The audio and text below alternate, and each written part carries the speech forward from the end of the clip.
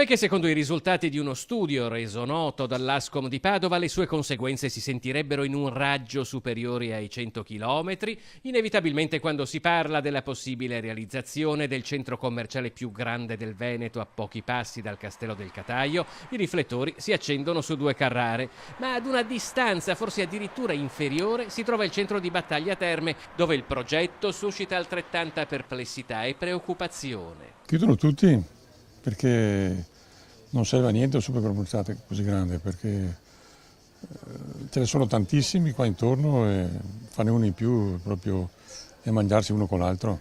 Andrebbe a penalizzare i commercianti locali che hanno queste piccole imprese, i quali comunque hanno prodotti tipici molto buoni, vero? E puntano su questo.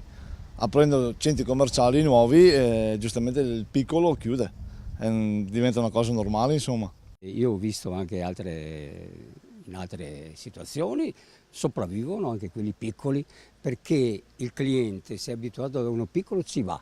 Se è abituato a uno grande, può andare là, benissimo. Andrebbero a togliere quei piccoli negozi sotto casa in cui l'anziano potrebbe scendere con 2 passi e andarsi a fare la spesa, mentre lì per lui diventa veramente un'impresa.